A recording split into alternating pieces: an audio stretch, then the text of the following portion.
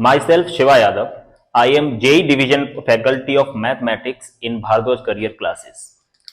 So today we'll talk about the applications of derivative. आज हम बात करेंगे कि एक कर्व है जिसकी इक्वेशन गिवन है, तो इसको डेरिवेटिव का यूज करके हम कैसे इसको पूरे तरीके से इसके स्लोप के बारे में, कहां पे ये इंक्रीज कर रहा है, कहां पे डिक्रीज कर रहा है, या किस इंटरवल में ये इंक्रीज कर रहा है, या वो इंटरवल फाइंड करना, या इसकी लोकल मैक्सिमा वैल्यू या मिनिमम वैल्यू फाइंड करना है.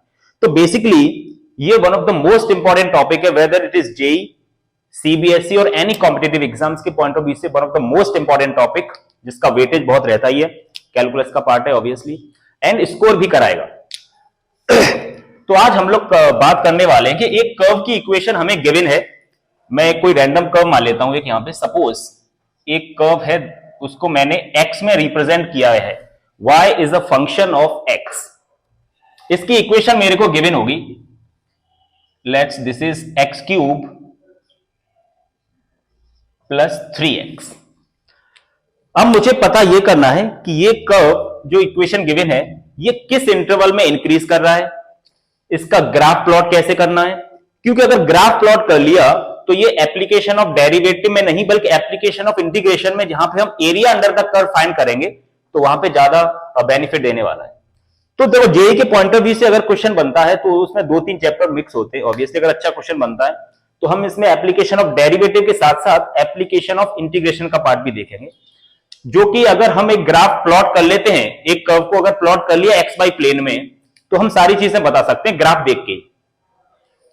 जैसे कि हमें एक फंक्शन दिया है f of x equal to X cube plus 3x.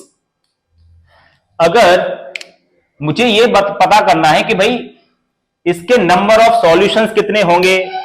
Basically number of solution से मतलब मेरा ये है कि ये तो हमारा f of x है ही सही, this is f of x and this is y equal to 0.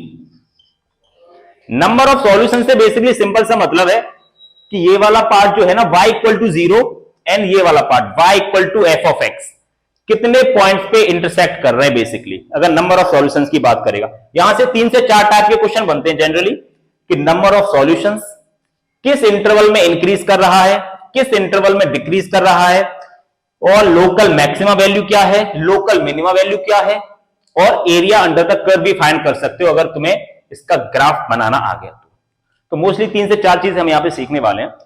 तो पहली बात यह है कि नंबर ऑफ सॉल्यूशंस कैसे फाइंड करोगे. एक फंक्शन इधर लिखा हुआ है, ऑब्वियसली y इक्वल टू 0 इधर लिखा हुआ है, y इक्वल टू 0 भी एक फंक्शन ही है देखा जाए.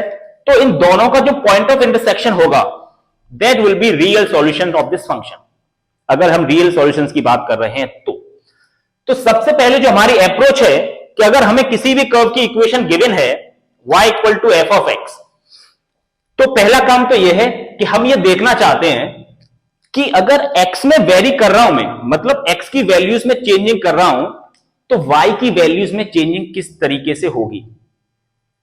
मेरे कहने का मतलब मैं इसको डिफरेंशिएट करना चाहता हूं x के रिस्पेक्ट में. मैं ये देखना चाहता हूं कि जब मैं इसको x के रिस्पेक्ट में डिफरेंशिएट करूंगा dy by dx, सारे बच्चे निकाला जानते मेरे ख्याल से, बहुत जनरल फॉर्म है x की पावर n का डिफरेंशिएशन.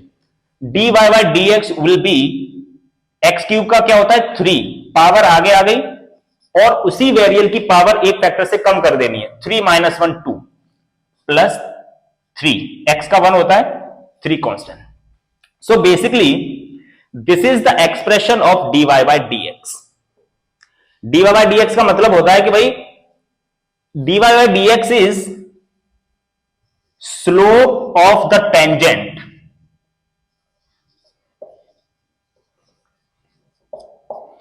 मतलब इस फंक्शन का जब ग्राफ प्लॉट किया है हमने, तो इसके किसी वेरिएबल पॉइंट पर उस टेंजेंट की स्लोप, जिसे बोला जाता है dy by dx. सिंपल सा मतलब है dy by dx का.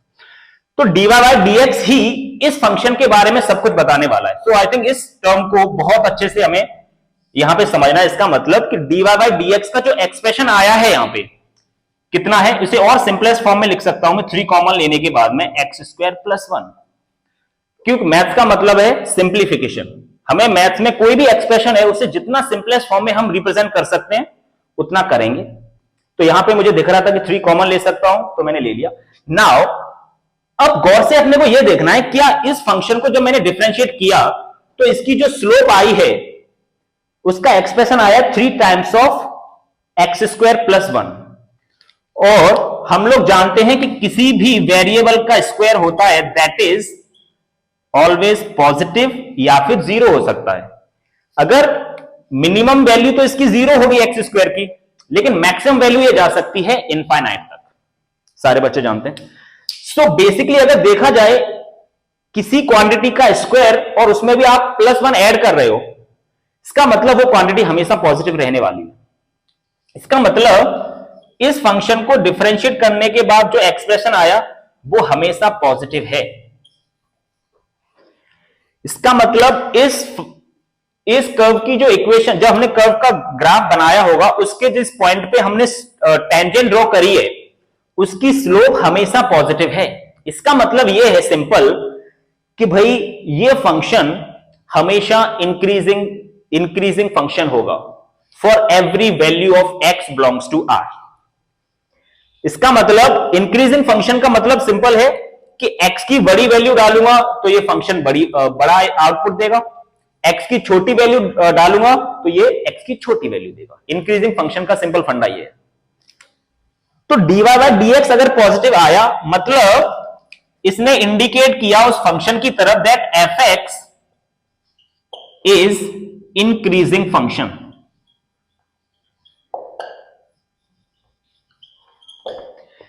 इंक्रीजिंग फंक्शन का मतलब यह है कि अगर मैंने कोई भी दो रैंडम वैल्यूज ली x1 और x2, मैं यहां पे ये मान के चल रहा हूं कि x1 की वैल्यू x2 से बड़ी है, इसका मतलब, और फंक्शन इंक्रीजिंग है, इसका मतलब यह हुआ कि इस फंक्शन ने भी x1 पे बड़ा आउटपुट दिया होगा और x2 पे दिया होगा छोटा x1 के कंपेयर में। तो यहां पे आप लिख सकते हो कि भाई इस फंक्शन ने जो आउटपुट दिया f ऑफ x1, जब उस फंक्शन के अंदर मैंने x1 डाला, that is greater than f of x2। ये मतलब होता है भाई इंक्रीजिंग फंक्शन का।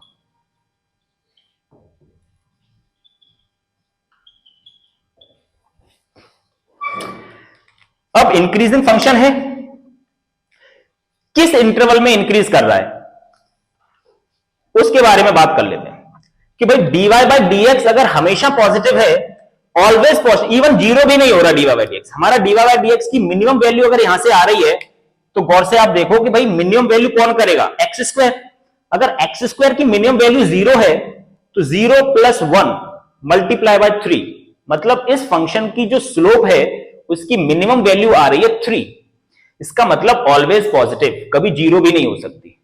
इसका मतलब इस फंक्शन में आप कुछ भी डालो, x की कोई भी वैल्यू डालो, हमेशा ये फंक्शन इंक्रीज करने वाला है। अब इंक्रीजिंग फंक्शन की एक प्रॉपर्टी और होती है, यहां पे इस फंक्शन की जो पावर है गौर से देखो, that is 3। Basically this is odd number.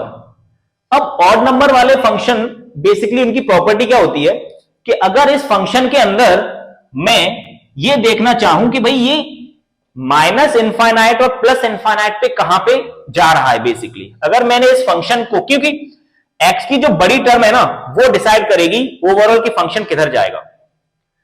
बड़ी x का जो टर्म अगर देखा जाए जिससे सबसे बड़ी पावर लगी है 3, डिग्री सबसे ज्यादा है फर्स्ट टर्म की, दैट इज x की पावर 3। अगर मैं यहां पे इनफाइनाइट डालूं, मतलब मैं ये देखना चाहूं कि अगर x जब इनफाइनाइट की तरफ जा रहा है तो ये फंक्शन कहां पे जाएगा, ये भी इनफाइनाइट की तरफ जाएगा, बिकॉज इनफाइनाइट की पावर 3 बहुत बड़ा इनफाइनाइट बनने वाला है।